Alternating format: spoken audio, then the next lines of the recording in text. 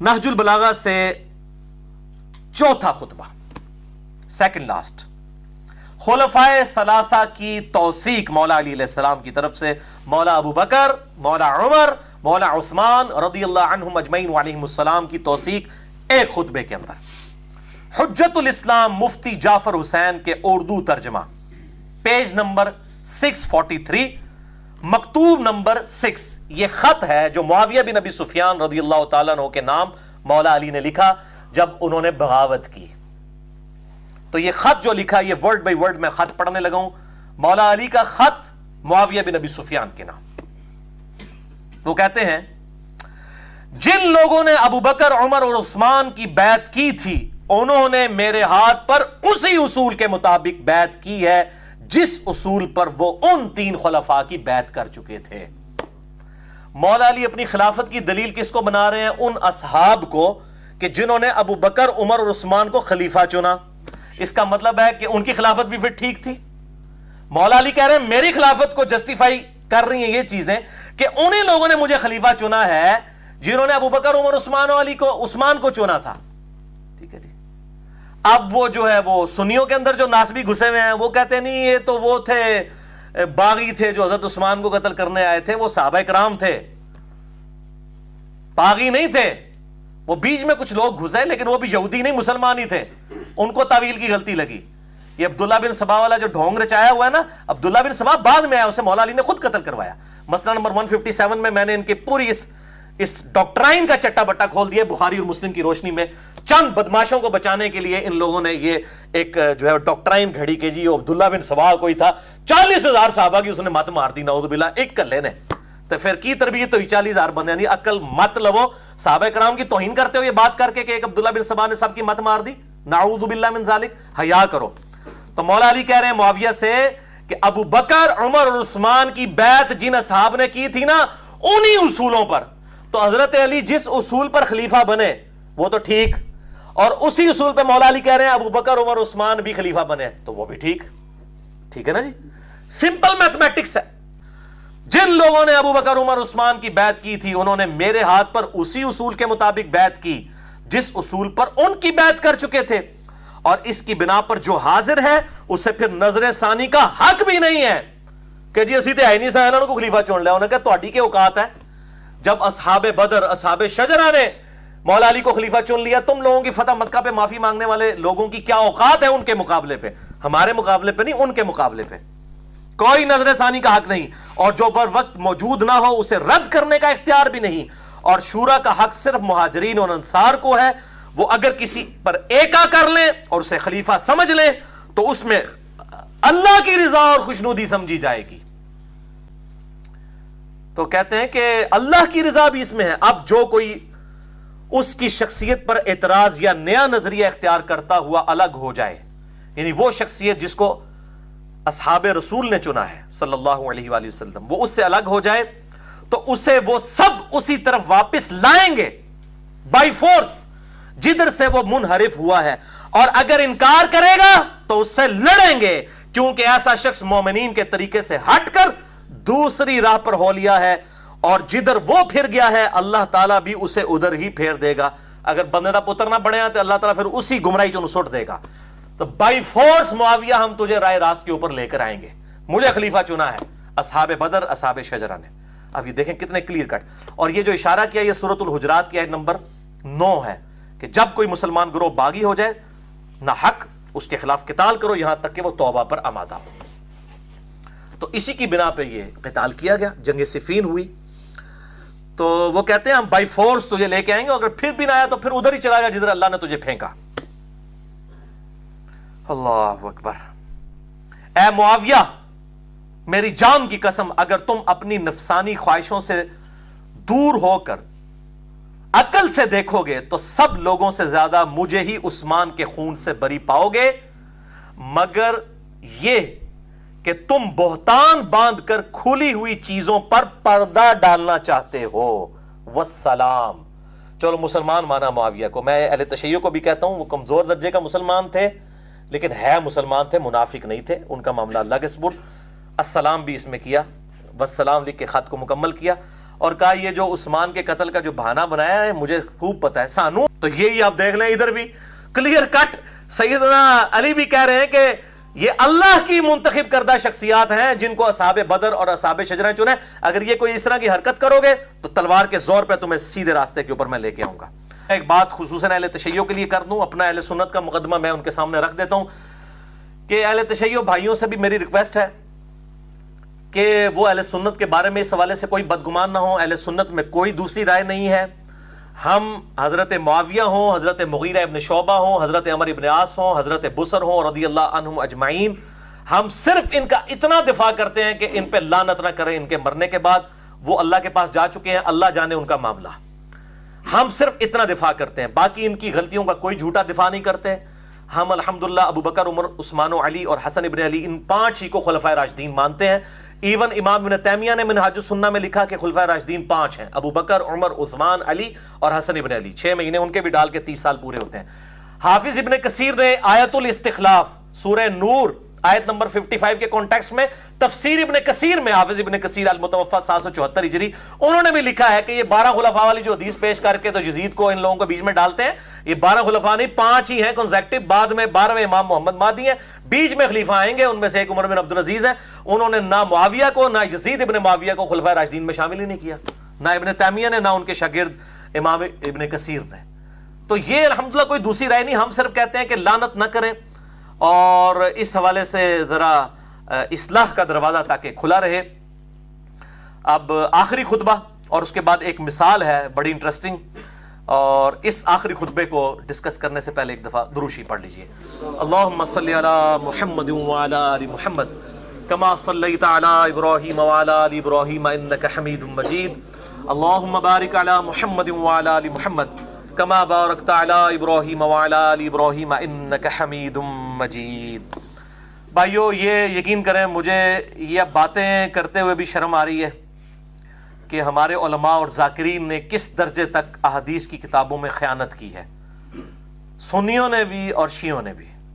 اس میں سے میں آپ کو اب ایک ایک مثال دینے لگا ہوں, اس کے بعد آپ کے رونگٹے کھڑے ہو جائیں گے. اور اس کے بعد میں سمجھتا ہوں کہ یہ چیز ویڈیو ریکارڈنگ میں لا کے اہل سنت عوام کو میں نے سنیوں کے مولویوں پہ مسلط کر دیا, آپ سمجھ لیں, اور اہل تشیع عوام کو ان کے ذاکرین کے اوپر مسلط کر دیا جو بھی کتمان حق کر رہے ہیں اور حق کو چھپا رہے ہیں. حجت الاسلام مفتی جعفر حسین صاحب کا جو اردو ترجمہ ہے نہج البلاغہ کا, پیج نمبر 617 اور خطبہ نمبر ہے 225. یہ میں ادھر سے پڑھنے لگا ہوں. فرحان بھائی یہ والا پیج بھی ذرا ان کو دکھا دیجئے جو کارستانی ہوئی ہے, تاکہ ان کو یہ پتہ چل جائے کہ یہ کس لیول کے اندر جو ہے وہ بے ایمانی کی گئی ہے. یہ میرے بھائیوں یہ خطبہ, یہ والا پیج فرحان بھائی, یہ خطبہ نمبر ہے 225. یہ ریڈ کلر سے آپ دیکھ رہے ہیں کہ میں نے انسرکل کیا ہوا ہے. فلاں فلاں کے بارے میں نہ نہیں لکھ دے, چھپا جاندے نے فلاں. یہ فلاں پھر میں بتاتا ہوں فلاں کون تھا جس کے بارے میں مولا علی علیہ السلام نے تعریفی کلمات کہے اور انہوں نے چھپا لیے. اب یہ خطبہ میں آپ کو ورڈ بائی ورڈ یہ مفتی جعفر صاحب کا ترجمہ ہی پڑھ کے سناتا ہوں, یہ آپ ذرا سنیے. خطبہ نمبر ہے 225, پیج نمبر 617, اور اردو ترجمہ سنیں. فلاں شخص کی کارکردگی کی جزا اللہ ہی ان کو دے. اب یہ فلاں کون ہے کوئی نہیں بتایا, کیونکہ وہ کوئی ایسی شخصیت تھی جس سے شاید اس کتاب کے لکھنے والا یا اس کا کاتب کو چڑ کھاتا تھا. یہی بے ایمانی میں آپ کو ابو داؤد سے بھی دکھاؤں گا. ابو داؤد میں تو بے شمار کسی قسم کی فلاں والی بے ایمانیاں ہوئی ہوئی ہیں. ہم ان اماموں کو نہیں کہتے, ہو سکتا ہے کاتبین نے کی ہو یا بعد بھی کوئی مولوی وڑ گیا ہوئے وچ. مولوی وڑ جائے تو کٹ کوئی نہیں سکتا سوائے میرے, کیونکہ میں نے جو وڑ کے نکلے ہیں دائیاں کو ٹھڈ نہیں چھپے ہوتے, ٹھیک ہے نا, دائیاں کو ٹھڈ نہیں چھپے ہوتے. جو دائی ہوتی ہے نا اس سے پیٹ تو نہیں چھپا ہوتا, اس کو تو پتا ہوتا ہے کہ یہ پریگنینسی کا کون سا مہینہ چل رہا ہے. تو یہ اب آپ دیکھیں, فلاں شخص کی کارکردگیوں کی جزا اللہ ان کو دے. انہوں نے ٹیڑے پن کو سیدھا کیا, مرض کا چارہ کیا, فتنہ و فساد کو پیچھے چھوڑ گیا اور سنت کو قائم کیا, صاف ستھرے دامن اور کم عیبوں کے ساتھ دنیا سے رخصت ہو گیا. یعنی اپنی اگزامپل کوئی نہیں چھوڑی انہوں نے, اس طرح سسٹم کو انہوں نے اسٹیبلش کیا. اللہ اکبر. دنیا کی بھلائیوں کو پا لیا اور اس کی شر انگیزیوں سے آگے بڑھ گئے, اللہ کی اطاعت بھی کی اور اس کا پورا پورا خوف بھی رکھا, خود تو چلے گئے اور لوگوں کو ایسے متفرق راستوں پر چھوڑ گئے جن میں گم کردہ راہ راستہ نہیں پا سکتا. یعنی وہ خود تو ہستی چلی گئی لیکن پیچھے اب ایسا معاملہ ہے کہ اس کے لیول کا کوئی بندہ نہیں ہے اور ہدایت یافتہ یقین تک نہیں پہنچ سکتا. یہ فلاں کون ہے جس کے لیے اتنے تعریفی کلمات؟ سیدنا عمر ابن خطاب رضی اللہ تعالی عنہ وعلیہ السلام. اور میں یہ ثابت کرتا ہوں اسی میں سے, اور آپ حیران ہوں گے کہ سیم خطبہ بخاری اور مسلم میں بھی موجود ہے. میں نے 72 احادیث والا جو واقعہ کربلا کا پس منظر ہے اس میں یہ خطبہ ڈالا بھی ہوا ہے. آپ صلی اللہ علیہ وآلہ وسلم کے اس صحابی کی شان میں صحیح بخاری 3677, صحیح مسلم 6187 اور میرے ریسرچ پیپر پہ 4 نمبر کہ سیدنا عمر کی میت رکھی ہوئی تھی اور وہاں پر عبداللہ ابن عباس کہتے ہیں ایک شخص پیچھے آیا اور اس نے وہ تعریفی کلمات کہے حضرت عمر کے لیے, اور اینڈ پہ کہتے ہیں جب میں نے مڑ کے دیکھا تھا وہ مولا علی تھے جو حضرت عمر کے لیے کلمات کہہ رہے تھے. اب وہ کلمات ایسے ہیں اور میری تو پھر حالت غیر ہو جاتی ہے, میں پھر اور طرف چل پڑوں گا, اس لیے میں اس کو چھوڑ رہا ہوں. میں نے اس خطبے کو سیدنا عمر کی شان میں جو مسئلہ 65 دیا ہے اس کے اندر اس خطبے کو بیان بھی کیا ہے. میں اس لیے بتا رہا ہوں کہ نہج البلاغہ میں جو الفاظ موجود ہیں یہ صحیح بخاری کے اندر بھی موجود ہیں. اور یہ جو انہوں نے کہا نا کہ وہ خود تو چلا گیا, جب تک وہ تھا معاملات جڑے ہوئے تھے, اب متفرق ہو گئے ہیں, یہ سیم الفاظ آپ صلی اللہ علیہ وسلم کے بھی ہیں. سیدنا عمر رضی اللہ تعالیٰ کے بارے میں بخاری اور مسلم دونوں میں, جو میرے ریسرچ پیپر پہ 5 نمبر ہے, صحیح بخاری میں 7096, صحیح مسلم میں 7268, آپ صلی اللہ علیہ وسلم نے فرمایا میری امت اور فتنوں کے درمیان ایک دروازہ ہے, جب اس دروازے کو توڑ دیا جائے گا میری امت پہ وہ فتنے ٹوٹ پڑیں گے جن کا وعدہ کیا گیا ہے, اور وہ دروازہ عمر ابن خطاب ہے. ابو بکر اور عمر کی خلافت محفوظہ ہے. سیدنا عثمان و علی کی خلافت ہے خلافت راشدہ ہے لیکن خلافت مفتونہ ہے, فتنوں والی ہے. سیدنا عمر کی شہادت بیسیکلی اسلام کی پیٹھ میں وہ چھرا تھا جو گھونپا گیا, اور مولا علی بھی یہاں پہ کہہ رہے ہیں کہ ایسے متفرق راستوں میں چھوڑ گئے کہ جن میں گم کردہ راہ راستہ نہیں پا سکتا اور ہدایت یافتہ یقین تک نہیں پہنچ سکتا. وہ کہتے ہیں جو راہ کی تلاش میں وہ راہ نہیں پا سک رہا, اور جو ہدایت یافتہ ہے اس کو بھی یقین نہیں آ رہا کہ اب اس معاملے کو کس طرح ٹیکل کیا جائے. وہی حضرت عثمان کے دور میں پھر ہوا. اب یہ الگ سے ایک باب ہے. اب یہ جو فلاں شخص یہ لکھا نا فلاں نہج البلاغہ, میرے بھائیوں نہج البلاغہ کی سب سے اتھینٹک شرح, جیسا کہ صحیح بخاری کی سب سے اتھینٹک شرح لکھی گئی ہے فتح الباری امام ابن حجر اسقلانی المتوفا 852 ہجری, نہج البلاغہ کی سب سے اتھینٹک شرح اہل سنت اہل تشیع دونوں کے ہاں, کیونکہ ایک نیوٹرل بندے نے لکھی تھی, وہ معتزلی عالم دین تھے اور ان کا نام ہے امام ابو حامد عبد الحمید ابن ابی الحدید المتوفا 655 ہجری. ان کو شیعہ اور سنی دونوں ہی ادر کی نگاہ سے دیکھتے ہیں کیونکہ نیوٹرل سے نا, سنی کے ہوتے تو شیعہ کہتے ہیں ایویزی, شیعہ کے ہوتے تو سنی کہتے ہیں, تو یہ نیوٹرل بندہ تھا. اس نے بھی شرح لکھی ہے نہج البلاغہ کی, اور سب سے عرب اور عجم میں یہ سب سے زیادہ مشہور شرح ہے.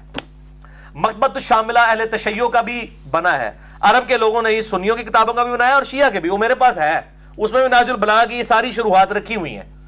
اور اس میں یہ جو شخص تھا نا جی, اس کا بڑا ذاتی شغف تھا نہج البلاغہ کے ساتھ. اس کے پاس امام رضی شریف المتوفا 406 ہجری جنہوں نے نہج البلاغہ لکھی, مولا علی کے خطبات جمع کیے, ان کا قلمی نسخہ اس بندے کے پاس نہج البلاغہ کا تھا, ان کے ہاتھ کا لکھا ہوا. اور اس میں نا یہ فلاں جو ہے نا, فلاں کے ساتھ سٹیرک لگا کے, شاید انہوں نے تو اپنے عوام سے بچنے کے لیے تقیہ کیا ہو, سٹیرک لگا کے نا فٹ نوٹ پہ انہوں نے لکھا تھا کہ فلاں سے مراد عمر ابن خطاب ہے رضی اللہ تعالیٰ عنہ علیہ السلام. یہ میں اپنی طرف سے نہیں بتا رہا, جس نے نہج البلاغہ لکھی اس کے قلمی نسخے میں یہ چیز موجود ہے کہ اس نے یہ انصاف کیا کہ تقیہ کر لیا لیکن ساتھ فٹ نوٹ پہ یہ لکھ بھی دیا کہ عمر ابن خطاب ہے, تاکہ اپنی عوام سے جان چھڑائی جا سکے. کوئی اگر پوچھے یہ کیا لکھ دیا, وہ کہے گا یار میں فلاں ہی لکھا ہے, اور اگر کوئی میرے جیسا فلانا ٹینگا پہنچ گیا فلاں, تو انہوں کہے گا یار تک نہ تھلے فٹ نوٹ لکھ بھی دیتا نا یار, میں کچھ چھپایا تو نہیں, اٹھو مت بیٹھو پتہ ہی نہ چلے. تو یہ کام جو ہے وہ اس اعتبار سے کیا گیا. اور تسی بھی نہ خوش ہو وہ سنیو تو مولویوں نے اس تو بڑھ کے کام کیتے ہوئے نے. یہ تو ایک مثال ہے نا. اب میں آپ کو بتاتا ہوں کہ یہ والا جو فلاں والی مثالیں ابو داؤد کے اندر اگر میں 5 گھنٹے کا لیکچر صرف سنن ابی داؤد سے فلان اور رجلن اس طرح کے الفاظ کے ساتھ صرف 5 گھنٹے اللہ نے میری زندگی کی. اگلے محرم الحرام میں یہ سارا چٹا بٹا انشاءاللہ کھولوں گا. ابھی تو یہ سورہ نور کی آیات کے اوپر آ رہا ہے نا. بہرحال میں آپ کو ایک مثال, اب میں نے کاؤنٹر تو کرنا ہے نا, سنیاں نو خوش کیتا ہے تو تھوڑا شیعہ نو بھی حق گل دسی ہوئے, سنیاں دے گھر بھی ڈنڈا پھیر کے تو دسنا, اسی تو بھائی نیوٹرل بندے ہیں. اے فلاں علی یہ بیماری, یہ میں اس کو کہتا ہوں یہ روحانی بیماری بلکہ شیطانی بیماری اہل سنت کے ہاں بھی پائی جاتی ہے. اور یہ مثال اب آپ سنیے کتمان حق کی, اور میں یہاں پہ وہ آیت بھی کوٹ کر دوں, سورہ البقرہ کی آیت نمبر 159 ہے, جو لوگ حق چھپاتے ہیں ان پہ اللہ کی لعنت, اللہ کے فرشتوں کی لعنت اور تمام لعنت کرنے والوں کی لعنت جو حق بات کو چھپاتے ہیں جب تک کہ وہ توبہ کر کے اپنی اصلاح نہ کر لیں. اب آپ سنیے کہ یہ سنن ابی داؤد میں فلاں فلاں, یہ فلاں فلاں, یہ پہلے تو سنن ابی داؤد دارالاسلام کی یہ کلوز کریں جی فرحان بھائی. یہ دارالاسلام کی میرے پرا میں کار کو نیچے چھاپی, مکتبۃ الشاملہ میں بھی فلاں فلاں کو ملے گا, اس میں بھی ملے گا. اور جب ہم یہ فلاں فلاں نکالنا شروع کرتے ہیں سانو اللہ کہتے ہیں تسی فلانے ٹنگے ہو. ہوں تانوں دسنا ہے کہ ایک کے کم ہویا ہے کتاباں کاتبین نے کیا. میں نہیں کہتا امام ابو داؤد نے کیا, المتوفا 275 ہجری, میں کہتا ہوں کاتبین نے کیا ہوگا. بہرحال یہ فلاں فلاں. اب میں اس میں سے آپ کو پیج بتانے لگا ہوں. حدیث ہے یہ فرحان بھائی, ذرا ریڈ کلر کا ذرا ہے یہ والا پیج آپ ہائی لائٹ کریں.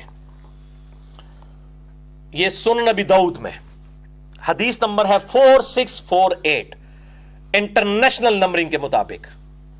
اس کے اندر آپ دیکھیں گے یہ فلاں لفظ یہ میں نے انڈر لائن کیا ہوا ہے.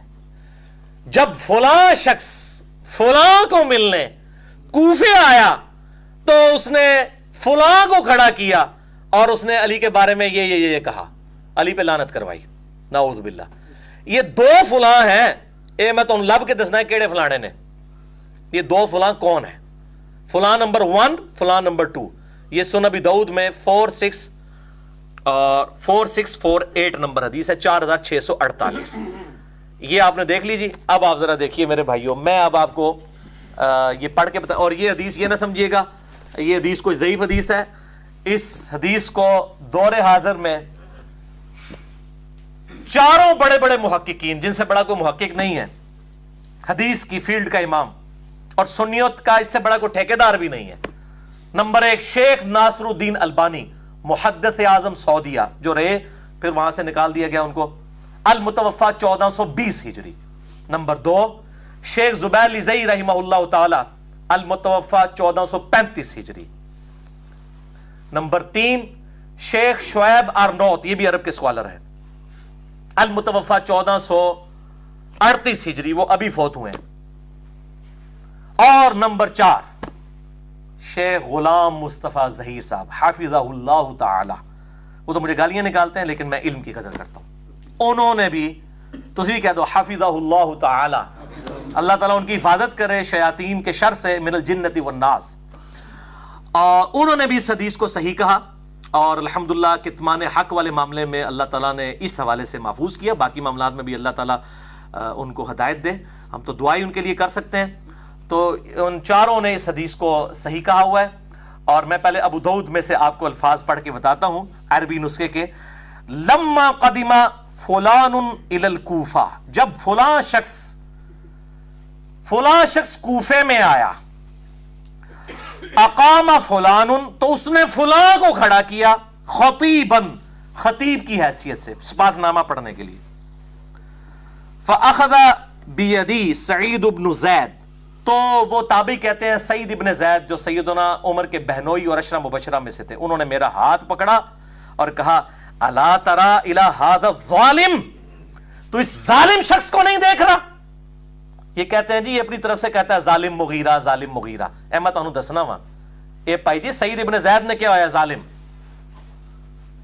جبکہ میں گواہی دیتا ہوں کہ سیدنا علی جو ہیں وہ جنتی ہیں, 9 بندے جنتی, اور اگر میں 10ویں کا بھی نام لوں تو میں گناہگار نہیں ہوں گا. 9 بندوں کے بارے میں آپ صلی اللہ علیہ وسلم نے ایک مجلس میں فرمایا تھا, ابو بکر فی الجنہ، عمر فی الجنہ، عثمان فی الجنہ، علی فی الجنہ، طلحہ، زبیر، عبد الرحمن بن عوف، سعد ابن ابی وقاص رضی اللہ عنہم اجمعین وعلیہم السلام،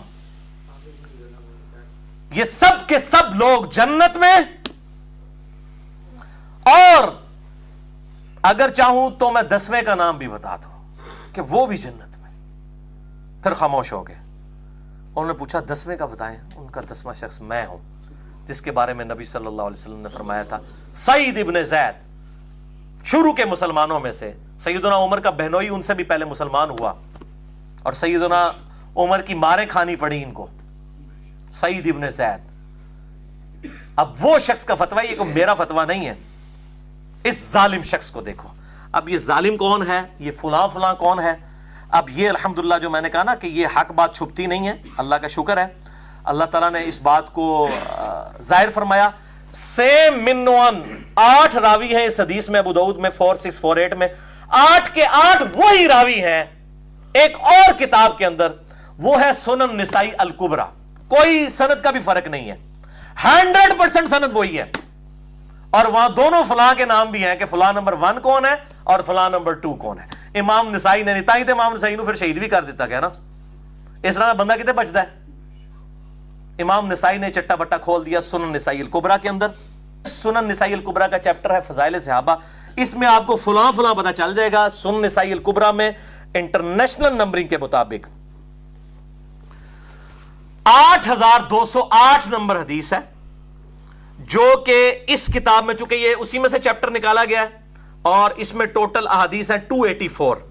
اس میں اس کا نمبر ہے 104. یہ ذرا پیج قریب کریں جی فرحان بھائی، ذرا دکھائیے ان کو. اب آپ کو پتا چلے گی، انڈر لائن میں نے کیا، یہ فلاں کون ہے امام نسائی نے کھول کے بتایا، اور نیچے حکم بھی لگا ہوا ہے اس کے اوپر کہ یہ حدیث جو ہے وہ صحیح بھی ہے. یہ والا پیج جی، اس میں آپ کو پتا چل جائے گا فلاں نمبر 1 کون ہے اور فلاں نمبر 2 کون ہے. آپ اس کو پڑھیں گے تو میں اب یہ پڑھ کے آپ کو عربی بھی بتاتا ہوں اور اردو میں بتاتا ہوں. امام نسائی نے وہ کھول دیے یہ کون ہے. اور اس حدیث کے اوپر جو حکم لگا ہوا ہے نا جی، اسنادہ حسن. اور یہ بھی اگلا پیج بھی دکھا دیں، یہ والا میں نے اس پہ سنن نسائی الکبریٰ کا نمبر بھی لکھ دیا تاکہ آسانی ہو، اور اس پہ حسن کا حکم بھی، اور ساتھ یہ تخریج بھی ہوئی ہے کہ یہ حدیث مسند احمد میں بھی باقی کتابوں کے اندر بھی موجود ہے. یہ شیخ غلام مصطفیٰ ظہیر صاحب نے شیخ زبیر علی صاحب کے اصولوں کے مطابق، چونکہ وہ ان کے شاگرد ہیں، اس کو لکھا ہے. اب میں آپ کو یہ عربی پڑھ کے سناتا ہوں کہ یہ کون تھا. وہاں تھا نا لما قدم فلان الی الکوفہ، یہاں ہے لما قدم معاویۃ الکوفہ، جب معاویہ کوفہ آئے. اقام مغیرۃ ابن شعبہ، تو انہوں نے مغیرہ ابن شعبہ کو کھڑا کیا. خطباء یتناولون علیہ، تو مغیرہ ابن شعبہ ظاہر ہے وہ ان کے اسسٹنٹ تھے، گورنر تھے ان کی طرف سے. انہوں نے آگے خطباء مقرر کر دیے، بندے انہوں نے مقرر کیے. کہتے ہیں جی خود نہیں کیے، وہ پرویز مشرف بھی لال مسجد میں خود تو نہیں گیا تھا، کروایا تو اسی نے تھا نا. ٹھیک ہے نا. یہ ملنے کے لیے سپاس نامے جس کی شان میں پڑھے جا رہے ہیں وہ کون سے ہیں. تو جب معاویہ کوفہ آئے تو مغیرہ ابن شعبہ کو انہوں نے کھڑا کیا، انہوں نے آگے خطباء مقرر کیے اور سیدنا علی کے اوپر. اور وہ وہاں پر پھر وہ کہتے ہیں سعید ابن زید، الم ترى هذا الظالم الذي يأمر بلعن رجل من اہل الجنہ، اس ظالم کو نہیں تو دیکھتا کہ یہ اس شخص کے اوپر لعنت کروا رہا ہے کہ جو اہل جنت میں سے ہے. پھر ایک اور طریق میں آگے جا کے آئے گا کہ وہ ایک شخص، پھر وہ سیدنا یہی سعید ابن زید کہتے ہیں کہ ہمارے حکمران دیکھو ہمیں یہ حکم دیتے ہیں ہم لعنت کریں اپنے بھائیوں پر، ہم کبھی لعنت نہیں کریں گے، ہم ان کے لیے دعا کریں گے. اتنے میں ایک شخص آ کہتا ہے کہ اے سعید ابن زید، میں تو دنیا میں سب سے بڑھ کر مولا علی سے محبت کرتا ہوں. تو سعید ابن زید کہتے ہیں تجھے خوشخبری ہو، تو جنتی شخص سے محبت کرتا ہے. اس ٹائم بھی جو ہے وہ علی کے چاہنے والے موجود تھے. آج سارے ریال لگا کے بھی کوئی سیدنا علی کی محبت نہیں ختم کر سکتا لوگوں کے دلوں سے. احادیث محدثین کھڑے ہیں الحمدللہ. اللہ تعالیٰ نے قیامت تک کے لیے جو ہے وہ حجت تمام کر دی اس حوالے سے. تو یہ کہتے ہیں یہ لعنت کرنے کا حکم دیتا ہے یہ ظالم شخص. تو یہ الحمدللہ یہ حوالہ بھی میں نے آپ کو فلاں فلاں والا پیش کر دیا تاکہ آپ کو یہ پتہ چل جائے. اگلی پرنٹنگ میں انشاءاللہ تعالی میں مزید طریق بھی اس کے کئی ایک طرق ایڈ کر دوں گا، اور اس میں کئی اور احادیث بھی آپ کو زبان درازی اور مولا علی پہ جو ممبروں پہ لعنت کروائی جاتی تھی حضرت معاویہ کے دور میں اور بعد میں بھی، اللہ بھلا کرے عمر بن عبدالعزیز کا رحمہ اللہ تعالی وعلیہ السلام المتوفی 101 ہجری کے، انہوں نے یہ ساری لعنت ختم کروائی. اور ان اللہ یأمر بالعدل والاحسان والی آیت جو ہے خطبے کے اندر داخل کی، اور الحمدللہ وہ سنت آج تک زندہ ہے، نسل در نسل تواتر کے ساتھ ٹرانسفر ہوئی ہے الحمدللہ.